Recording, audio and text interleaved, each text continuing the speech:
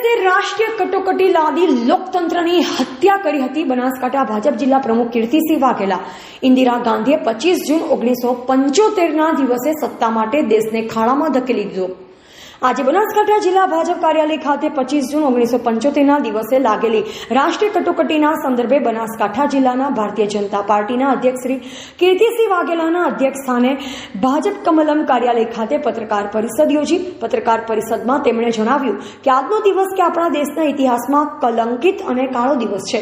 આપણા દેશના બંધારણથી ઉપર કંઈ જ નથી. 25 જૂન 1975ના દિવસે તત્કાલીન વડાપ્રધાન ઇન્દિરા ગાંધીએ પોતાની સત્તા બચાવવા માટે આ દેશ પર કટોકટી નાખી, જેમાં દેશના બંધારણને સ્થગિત કરી દેવામાં આવ્યું અને જેમાં વિરોધ પક્ષ હોય કે પત્રકાર હોય, દેશના આગેવાનો, દેશના યુવાનો હોય કે વિદ્યાર્થીઓ, દરેકનો અવાજ દબાવવાનો પ્રયાસ કરવામાં આવ્યો અને લગભગ 2 વર્ષ સુધી લાખો લોકો કટોકટી સમયનો ભોગ બન્યા. બનાસકાંઠાના લગભગ 5 વ્યક્તિઓને જેલમાં લઈ જવાયા. તેમાં લેખરાજ બચાણી, હરિસિંહ ચાવડા, ડીસાના હરિભાઈ પ્રજાપતિ, ગંજ બજારના પ્રતિષ્ઠિત વેપારી પણ હતા. સાથે 3 વિદ્યાર્થી યુવા નેતાઓને પણ વિના કારણે જેલમાં ધકેલી દેવામાં આવ્યા છે. આ કાળા દિવસોને આજે પણ યાદ કરીએ છીએ તો ખરેખર ધ્રુજી જવાય છે. કટોકટીના સમયમાં જે લોકોએ લોકશાહીને બચાવવા માટે દેશના તમામ રાજનેતાઓ, યુવાનો, પત્રકારો, મહિલાઓને, તેમના પરિવારોએ જે યોગદાન આપ્યું તે બદલ અમે તેમને નતમસ્તક વંદન કરીએ છીએ. આજે ભાજપની સરકારમાં વડાપ્રધાન શ્રી નરેન્દ્ર મોદીએ વિકસિત ભારતની નેમ મૂકી દેશના વિકાસ માટે આગળ ધપી રહ્યા છે અને દેશ વિશ્વના વિકસિત દેશોની હરોળમાં આવે તે માટે અવિરત કામ કરી રહ્યા છે. આ પ્રસંગે જિલ્લા ભાજપ અધ્યક્ષ શ્રી કીર્તિસિંહ વાઘેલા, કાર્યક્રમના ઇન્ચાર્જ યશવંતભાઈ બચાણી, જિલ્લા ભાજપના મીડિયા ઇન્ચાર્જ રશ્મિકાંત મંડોરા સાથે ઇલેક્ટ્રોનિક અને પ્રિન્ટ મીડિયાના પત્રકાર મિત્રો ઉપસ્થિત રહ્યા હતા.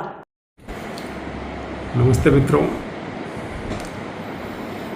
આજનો દિવસ 25મી જૂન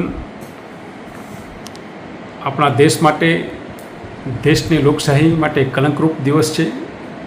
25 જૂન 1975ના રોજ એ વખતના દેશના તત્કાલીન પ્રધાનમંત્રી શ્રીમતી ઇન્દિરાબેન ગાંધીજીએ પોતાની ખુરશી બચાવવા માટે, પોતાની સત્તા જાળવવા માટે દેશ પર કટોકટી લાદેલી.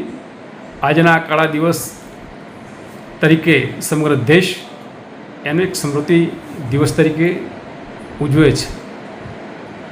આ કટોકટી કાળ દરમિયાન લોકશાહીને બચાવવા માટે દેશના રાજનેતાઓ જયપ્રકાશ નારાયણજી, અટલ બિહારી વાજપેયીજી, મોરારજીભાઈ દેસાઈ, લાલકૃષ્ણ અડવાણીજી, જ્યોર્જ ફર્નાન્ડિસજી, આપણા બનાસકાંઠાના લેખરાજ બચાણીજી, અનેક રાજનેતાઓ, આગેવાનશ્રીઓએ, અનેક યુવાનોએ, અનેક મહિલાઓએ લોકશાહીને બચાવવા માટે જે યોગદાન આપેલું, એમના યોગદાનને આપણે યાદ કરીએ, એમને નતમસ્તક વંદન કરીએ ને આજના આ કાળા દિવસના સ્મૃતિ તરીકે આપણે જે 25 જૂન 1975ની કટોકટી કાળના દિવસને કાળો દિવસ તરીકે ઉજવીએ છીએ.